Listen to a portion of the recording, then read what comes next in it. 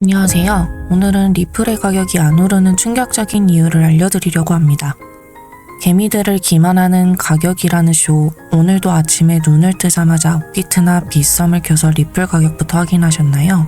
파란색 숫자에 한숨 쉬고 빨간색 숫자에 환호하며 일일비하는 삶은 사실 세력이 의도한 판 위에서 놀아나는 것과 다름없습니다.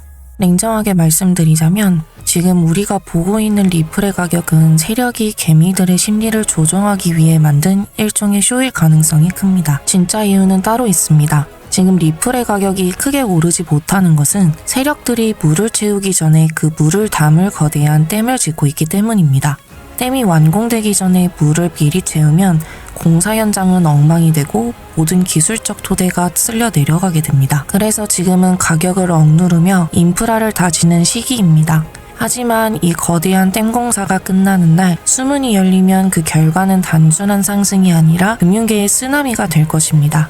이것은 뇌피셜이 아니라 ISO 국제표준기구, 세계은행, 중앙은행들의 비밀 보고서가 가리키는 팩트입니다. 50년 된 낡은 엔진, 스위프트에 정말 우리는 카카오톡으로 사진을 보낼 때 1초도 걸리지 않고 이메일은 전 세계 어디든 무료로 즉시 보낼 수 있는 시대에 살고 있습니다. 그런데 왜 유독 돈을 해외로 보낼 때만 2-3일씩 걸리고 몇만 원의 수수료를 내야 할까요? 그 이유는 현재의 은행 시스템이 1970년대에 멈춰있기 때문입니다. 우리가 흔히 듣는 스위프트는 50년 전에 만들어진 구식 은행 간 문자 메시지 시스템입니다. 돈이 직접 가는 게 아니라 은행끼리 팩스를 주고받으며 누가 누구에게 얼마를 보낸다고 확인하는 과정을 거칩니다. 중간에 여러 중개 은행을 거치다 보니 시간이 오래 걸리고 수수료는 눈덩이처럼 불어납니다. 이 비효율은 기득권 세력들에게는 가만히 앉아서 돈을 버는 황금알을 낳는 거위였습니다. 하지만 이제 쿠팡, 아마존, 알리익스프레스처럼 실시간으로 물건이 오가는 세상에서 이런 낡은 시스템은 더 이상 버틸 수 없습니다. 금융의 만능 통역기, 리플 ILP 기술의 핵심, 여기서 등장한 구세주가 바로 리플입니다. 리플의 핵심 기술인 인터레저 프로토콜은 인터넷이 데이터를 전송하는 방식을 금융에 도입했습니다. 사진을 보낼 때 아주 작은 알갱이로 쪼개서 빛의 속도로 쏜 다음 도착지에서 다시 합치듯 리플은 돈을 잘게 분해해서 전송합니다. 1억 원을 보낸다면 예전처럼 돈 보따리를 들고 뛰는 게 아니라 1원짜리 1억 개로 분해 전송하는 방식입니다. 이 기술의 가장 큰 장점은 편식을 하지 않는다는 것입니다. 달러, 원화, 엔화는 물론 비트코인이나 게임머니까지 가리지 않고 실시간으로 연결해줍니다. 마치 서로 다른 언어를 쓰는 사람들 사이에서 실시간으로 통역을 해주는 금융계의 구글 번역기와 같습니다. ISO 2002와 트로이의 목마, 전략은행들이 자기 밥그릇인 수수료를 포기하고 리플을 써줄까요? 맞습니다. 처음엔 의심할 수밖에 없습니다. 하지만 은행들이 리플의 기술을 강제로 쓸 수밖에 없는 장치가 이미 마련되었습니다. 바로 ISO 2002라는 국제표준입니다. 2025년 11월 말부터 전 세계 모든 은행은 이 규격에 맞춰서만 돈을 움직여야 합니다. 이 표준을 따르지 않는 은행은 더 이상 국제송금을 할 수 없게 됩니다. 여기서 소름 돋는 사실은 리플이 이미 10년 전부터 이 표준 속에 자신들의 기술을 심어놨다는 점입니다. 14년 ISO 표준 등록기구는 RAID 2011이라는 등록번호로 리플의 기술을 승인했습니다. 빌 게이츠가 만든 모자루프 재단은 리플의 기술을 엔진으로 삼아 오픈소스 결제 플랫폼을 만들었습니다.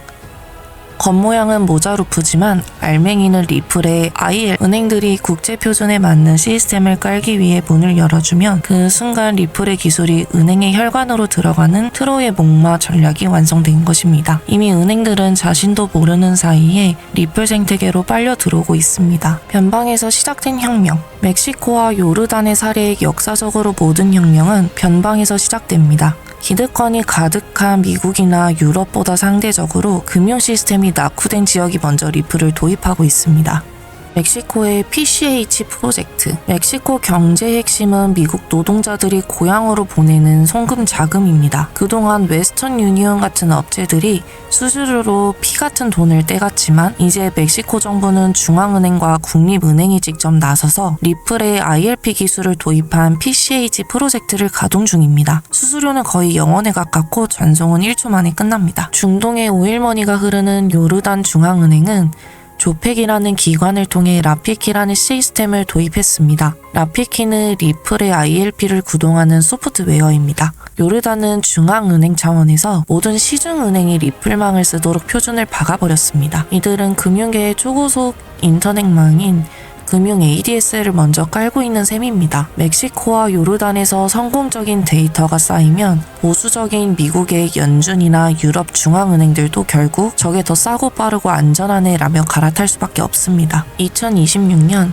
사이드에서 월스트리트로 세력들의 전략은 명확합니다. 금융 소외계층이 많은 아프리카, 동남아, 남미 등 변방시장을 먼저 장악, 기술의 안정성을 입증한 뒤 마지막에 금융의 심장부인 월스트리트를 접수하는 것입니다. 전 세계 인구의 30%에 달하는 금융소외계층은 세력들에게는 거대한 블루오션이며 리플은 그 시장을 여는 유일한 열쇠입니다. 우리는 지금 이 거대한 변화의 한복판에 서 있습니다. 개미들이 가격이 안 오른다고 투덜대며 물량을 던질 때 세력들은 조용히 전 세계 은행의 혈관을 리플의 기술로 교체하고 있습니다. 세력의 등에 올라타는 투자 솔직히 말씀드리면 개미는 절대 세력을 이길 수 없습니다. 그들이 가격을 누르면 우리는 견뎌야 하고 그들이 올리면 우리는 뒤늦게 따라갑니다. 하지만 세력이 지어놓은 설계도를 미리 볼 수 있다면 이야기는 달라지겠죠. 지금까지 뉴스에 속고 찌라시에 속아 수억을 날린 분들이 계신다면 이제는 팩트를 보셔야 합니다. 지금의 행보는 댐의 수문을 닫고 마지막 공사를 마무리하는 단계입니다. 2026년 암호화폐 시장은 우리가 알던 모습과는 완전히 다를 것입니다. 세력들은 이미 준비를 마쳤습니다. 멕시코에서 요르단에서 그리고 ISO 표준이라는 이름으로 리플은 조용히 전 세계 금융 시스템을 집어삼키고 있습니다. 이 거대한 흐름을 이해하고 세력의 등에 올라탄 사람만이